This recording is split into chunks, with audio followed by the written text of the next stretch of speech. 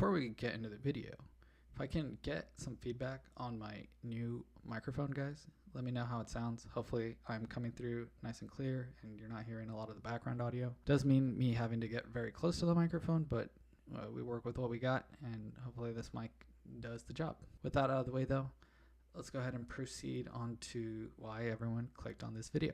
So if anyone hasn't heard, I got top 4 at Swagger's World Series of Edison tournament yesterday. That was a Saturday tournament. It was 6 rounds of Swiss and then proceeded into Top Cut, and we were able to qualify pretty nicely. We ended up going 5-1 at the event for qualifying, and then we lost in top 4. So very, very cool. The matchups that I went against were round 1 versus Frog Hero. This was actually Pablo. He was the guy that won the entire thing, which is very crazy. So that was my first loss. And then round 2, we beat up Black Wings. Round 3, we beat up Pike Turbo. Round 4, we beat up Diva Hero. Round 5, we beat up Blackwing. And round 6, we beat up Blackwing. From there, we proceeded into Top Cut, where we played at my top 8 match, which was Blackwings. It was actually my round 6 opponent. I had to run it back, and fortunately I won. And then we lost out in top 4 against Min. That was the Lightsworn player that got 2nd place. For anyone, keeping track of that, basically my 2 losses for that event were the 1st place and 2nd place placeholders. Those were the only 2 people I lost to. Pretty crazy showing, honestly. With that, let's go ahead and jump on into the list here. So we'll go ahead and give you a rundown on how we played this deck. So first off, 3 X-SABER Emmersblade. This is very standard. I would not suggest playing anything less. This card's essential, gets you into all your X-SABER pieces, and is a phenomenal card to get Gotham's Emergency Call ready. 3 X-SABER Arabellum. You need him for Rescue Cat. It's probably the worst, second worst X-SABER, but you definitely got to play 3 because of Rescue Cat. 3 Full Home Knight. This card's insane. A lot of people don't know that this card can attack into a Raikou with no feel. If they use Raikou effect to pop this, it's going to resolve with its effect, summon itself back out again, and it can get another attack in. So really phenomenal card. I was trying out 2, but then realized how essential this card is into like flip formats, and you most of the time will have to always ram this into set monsters because it's almost always a Raikou in the format that we're currently playing. And if it's anything else, you kind of just have to work your way through it. So very phenomenal card. Also, summoning this on turn 1 to negate an attack is usually enough to get a 2nd X-SABER name on board, and then setting up your Fall Troll play. Then we got the boss monster, Fall Troll. You got to play 3. Use your Judgment Dragon. Don't play any less of your Judgment Dragon. And 1 Ragagura. You can choose to play 2 of this card, where I'm opting to play just 1. It's a very mediocre card to draw in your opener, so you just want to mitigate that as little as possible. I found 1 to be the perfect ratio because you can tutor it out with an Emmersblade. It costs you battle phase, but if you're trying to go for a hand rip or some phenomenal loop, do you really need a battle phase at that point? I don't think it matters, right? So with that, let's proceed on to the monsters here. We have Summoner Monk, Sangan, and Rescue Cat. Very essential to the deck. The fact that this tutors you into double Arabellum into Fall Troll is essentially how this deck is going to win every time. You have to use this to essentially synchro spam and incur a ton of advantage on your turn. So definitely play these 3. And then you have to play the honorary X-SABER Giant Rat. So Giant Rat, very good card. It's an honorary X-SABER. It tutors you into essentially any X-SABER that you need. So if you want an Arabellum, you can go Emmersblade into Arabellum, and then you can also go directly into Full Helm, Ragagura, and Emmersblade if you need it, as well as Rescue Cat. And if you do that, let's say you can keep your Rescue Cat alive for the turn with the main phase in your opponent's main phase 2 and your opponent's battle phase, then you can fire that off on your turn, and you essentially have 5 copies of Cat with that if you need it. The Giant Rats just become a little bit more conditional and depend on the board state. For our spells, we are playing 1 Mind Control, 1 Brain Control. You have to play these with 6 tuners. I'm playing 7 tuners with reinforcements of the army. That's how insane Full Helm Knight is in this deck. And it also helps me with my siding pattern, which I will be going over in this video. If you guys are interested in how I sided with this deck, I will be giving that information as well. So definitely recommend playing reinforcements. I think it's very good. Full Helm Knight is just very, very strong in this format. Your spell destruction or stun, 1 Giant Grenade, 1 MST, 1 Heavy Storm. Don't play Cold Wave in this deck. Cold Wave is too conditional, and this deck can't capitalize off of using other stuff first. Say you want to fire Godham's Emergency Call, you want to fire other cards prior to firing off the Cold Wave. That is going to conflict a lot with this deck, and it does a lot more than you think.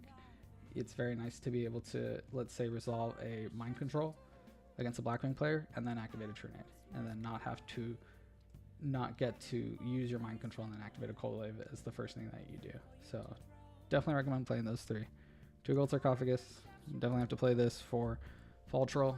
Just, again, it's your boss monster, and Gold Sarcophagus is your additional copies of Rescue Cat, as well as your additional copies of Spell and Trap Destruction. If you need a True Nade because you have a Rescue Cat line and a Fall Troll already, this gets you that 3rd piece. It's almost like you're trying to assemble X-SABER with this deck, and you're just trying to play a game out until you assemble your pieces here. And it's just 3. It's a way to stun the back row, Fall Troll, and a Cat, and that's more than enough to clear out the game. Play 1/1 for 1. The only target is Ragagura. If you open Ragagura and you open 1 for 1, it's a little rough that you have to play the Ragagura from your hand, but it's still an extender. For anyone that doesn't know, 1 for 1 does summon from the deck or hand, so you can summon the Ragagura out from your hand, use the effect, get back an X-SABER. So it's still technically a -1 because you're not summoning it from the deck, but it's still an extender in that way, so it's not bad.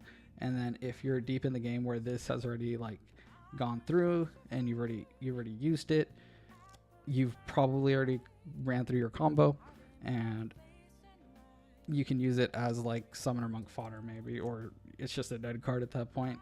You kind of just take it. This deck isn't looking to try to grind for that point.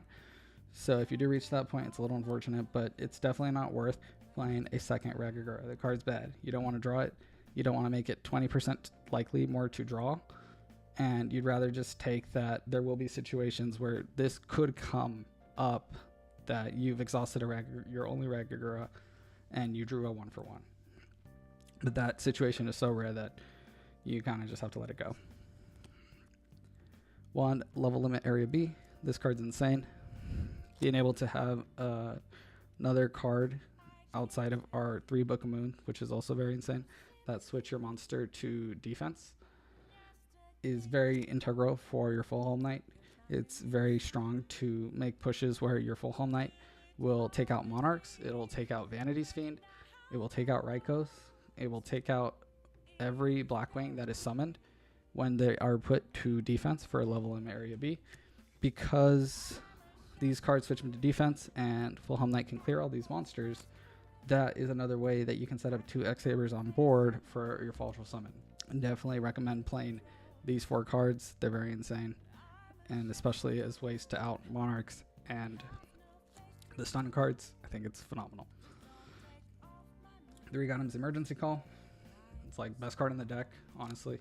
Being able to recur back 2 X-SABERs and you get back a Emer's Blade and Full Helm Knight is insane. Quick note for this card: you have to activate this at the start of battle phase if you are summoning back a Full Helm Knight. If your opponent attacks and you activate Godham's Emergency Call on attack declaration and you summon back a Full Helm Knight and an Emer's Blade or 2 Full Helm Knights, because it's not a declaration of attack and what is instead occurring is a redeclaration, which means they've already declared, they're just now selecting a new target because the board state has changed. It's not a new declaration, so you're not allowed to negate with the Full Helm Knight. So anytime that you're looking to use this to try to stop your opponent from attacking, you have to go start a battle similar to a Threatening Roar, activate the eco, target your Full Helm, make sure it's on board so that it's ready to negate an attack when it needs to. We tried at 1 with the sword for this tournament.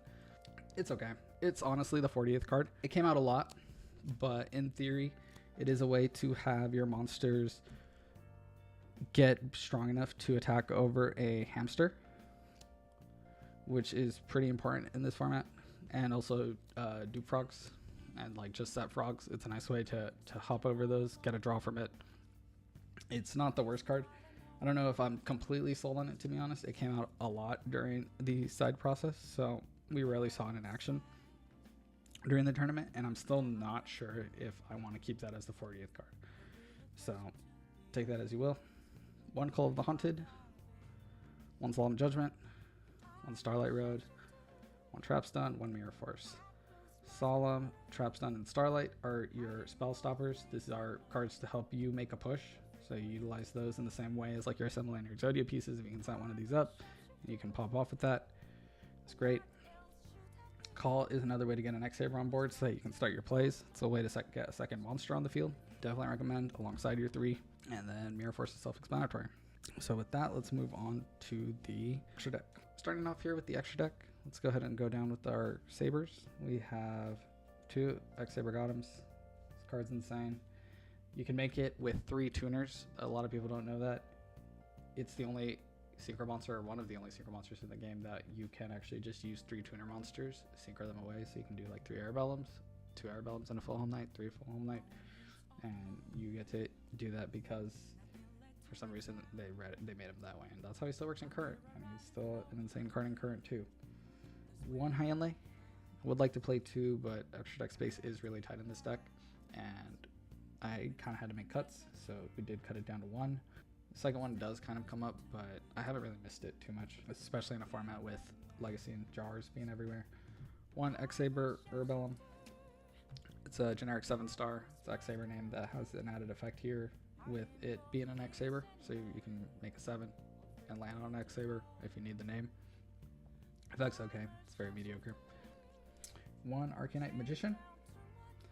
This with Summoner Monk is just great. It's a great way to help clear your board, and then if you have plays to continue extending your Fall Troll line through nuking their board with Arcanite, you're kind of you're going strong. We're playing 2 Armory Arm. Card is very good with 1-for-1 and Regagura, and usually what will happen is you're going to loop and special summon your Regagura back a lot, so having access into 2 Armory Arms to synchro into is very strong for this deck. I do suggest if you're playing 1-for-1 and Regagura, you should play 2. If you're just playing Regagura, just play 1. You don't need the second. So that's good. 1 Cataster, self-explanatory, and Stardust Dragon, self-explanatory. 1 Colossal, 1 Black Rose, 1 Brio, 1 Goyo, and 1 Mistworm. You do need Mistworm in this deck as well. Comes up for helping to push through damage and like bounce a bunch of stuff. If they're not reacting to your summons, use this to send back Mirror Forces and Deep Prisons, and then punch in for game with whatever you use, because obviously if you're going into this guy, you probably already summoned a Fall Troll, and it's going to be enough to wrap up the game with by bouncing 3 back. And 1 Chimeric Fortress Dragon. This comes in and out based on where machines lie in the format. Right now, machines are pretty strong with the Flip Ryko machine deck running around, so definitely recommend playing that, at least siding it, putting it in games 2 and 3. You need it. For the side, 3 Fiendish Chain. This is a way to address Monarchs, as well as addressing Vanity's Fiend, as well as addressing Fossil Dino. This is also really good into monster heavy effect decks that you need to stun out. A nice pro to this card actually is that with Ember's Blade, you can Fiendish Chain, stun out their card. Say like you stun out Ashura, you stun out anything. You can summon an Ember's Blade, start crashing into it, and then you can use that to start getting your combo line through, and you don't have to worry that their card's negated. So that's a nice, very nice thing about this card. I'm actually thinking about maining it. I saw a build of Diva Hero that mains 3 Fiendish Chain, a Giant Trunade, and a Call of the Haunted, and I feel like something like that could work for X-SABERs. I just haven't had the opportunity to test it. But in theory, just having the ability to stop your monster from dying, as well as having a monster that you can crash into with Ember's Blade, seems like it will increase the consistency of having 2 X-SABER names on field and being able to summon Fall Troll faster. So it sounds great. It sounds great in theory. So definitely something to think about. But this usually comes in against frogs and decks like Quick Draw, monster heavy effect decks that I need to stun alongside the Book of Moons. All of those go in to make sure that I'm not getting stunned. 3 Kaikus, 3 Iron Walls, 2 Cyber Dragons, 2 Thunder King, 1 Gravity Bind, and 1 Dust Tornado. Okay, so with that, guys, I do want to show you how I sided against Blackwings. Regardless if you're going first or second, Godham's Emergency Call and an @1 with the sword would come out. A Summoner Monk, 2 Giant Rats, and an X-SABER Full Helm Knight would come out. What they would get replaced with is 2 Thunder Kings, 2 Cyber Dragons, a Dust Tornado, and a Gravity Bind. Versus Blackwings, it's very common for them to play deck Devastation Virus, and this deck does have a big weakness to deck Devastation Virus. So by taking out these 4 cards and putting in these 4 cards, you're helping mitigate that so that your only real hits are Emer's Blade, Rescue Cat, and Sangan, and Ragagura, but we don't care about Ragagura, and then Full Helm Knight. So it's still bad, but it's, what is that, like 9, 5, 8 targets? 8 targets versus 12 targets, so it's not the worst thing. And the nice thing about this is that against Blackwings, you do value Full Helm Knight in that matchup with Book of Moon. Because you play the 1 reinforcements of the army, you're still at 3 copies of Full Helm Knight, so you're better prepared for that matchup. And this actually dodges a deck Devastation Virus. You can let a deck Devastation resolve, blow up your hand, and then you can activate a Rhoda, and then you have Full Helm Knight ready to go. And that's huge in that matchup. Gravity Bind's insane. Dust Tornado's insane. Gravity Bind against Blackwings, if that resolves and there's no Icarus, even if there is an Icarus, they have to like even trade for it, so it's great. And if they don't have an answer to that, you get to buy as much time as you want. Same for level limit. If these cards stick against Blackwings, you're almost guaranteed to win, because you're going to find a way into a fall troll line, and you can use your own high end life to turn off Gravity Bind or level limit area B, and then you can just make a push with that, and that's usually enough to close out that game. Okay, so for Value Turbo, we cut a Sangan, Summoner Monk, 2 Giant Rats, Full Helm Knight, 3 Book of Moons, level limit area B, 1 for 1, Godham's Emergency Call, and an @1 with the sword. These 5 monsters are to mitigate deck Devastation Virus. That deck has a much easier time to activate that and resolve that card on turn 1, so we take out an additional Sangan on top of that, and then we add in 3 Kaikus and a Cyber Dragon. This helps also play around a deck Devastation, because if they pop it and you have a Kaiku in hand, it's going to dodge it, and usually they will have a board after that, and you get to get a free hit in, especially if you have additional things to support your Kaiku, so you can kind of play Protect the Castle with it. Books feel mediocre in that matchup due to Raikos and Hamsters, so I do put in the 3 Fiendish Chains for that. This also helps deal with the Value Turbo players that are adding in Fossil Dynas and Vanity's Fiend and Caius as well. You can also just not attack into their flip effect monster, let them flip it, and if it's a Raiko, if you need to save it and you don't think they have Caius, you can Fiendish Chain the Raiko. Otherwise, you don't have to as well. So that goes instead of the Fiendish Chains. 3 Imperial Iron Wall. This is another way to just flood the deck. Every time I flip this against them, it essentially just an auto shut off of the entire deck. The deck just can't function anymore, and then you just win from that. So it's a very insane card, and then these cards kind of conflict with each other in that like this lets you banish cards, but the fact that the bigger thing here is that they're both preventing your opponent from banishing cards from their grave. That's the thing that you really care about, and the way that you can diversify it in a monster and a back row is great. So that's all very good. And then 1 Dodge Tornado, the do play Prussian Soul, that kind of goes in.